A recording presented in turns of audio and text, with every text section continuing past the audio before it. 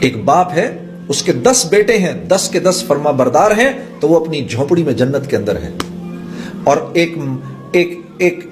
ایک آدمی ہے، اس کی ایک بیٹی ہے لیکن ناگن ہے، تو وہ محل کے اندر دوزخ کے اندر ہے.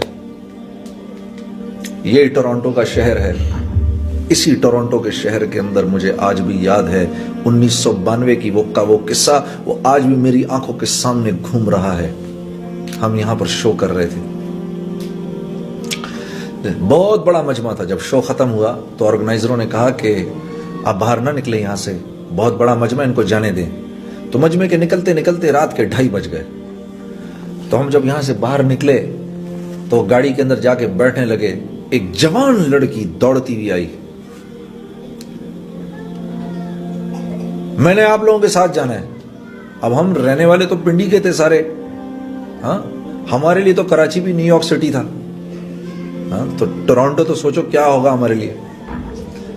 اور پھر بھی کچھ تھوڑی بہت، اللہ معاف کرے، وہ کام تو کوئی حیا کا کام نہیں ہے جو ہم کر رہے تھے، لیکن پھر بھی کچھ تھوڑی سی تو حیا باقی تھی ہمارے اندر.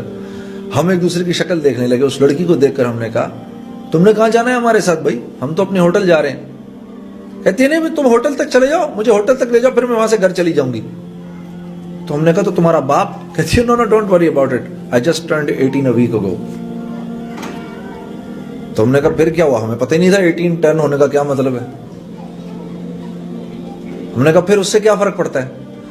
کہا وہ کہنے لگی last week when I turned 18 I went to the nightclub, I came back at 4:30 in the morning, my father didn't open up the door, I just called the police, so there's no problem.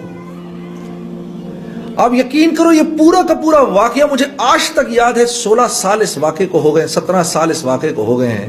اس لڑکی کی ایک ایک بات مجھے ابھی تک یاد ہے. اور میں صرف یہ سوچ رہا تھا، صرف اتنا سوچ رہا تھا کہ اگر میری بہن یہ کرے تو میرے باپ کا کیا حشر ہو، اور اب یہ سوچتا ہوں اگر میری بیٹی یہ کرے تو میرا کیا حشر ہو. لیکن قصور اس بچی کا نہیں ہے، قصور اس بچی کا نہیں ہے، قصور ان ماں باپ کا ہے جنہوں نے خود زندگی میں دین لانے کی کوئی محنت نہیں کی، تو وہ اولاد کو کیا سکھاتے. میرے دوستو، یہ جن لوگوں میں آپ رہتے ہیں، اگر ان میں آپ عزت چاہتے ہیں تو آپ کو محمد صلی اللہ علیہ وسلم کی زندگی پر چلنا ہوگا.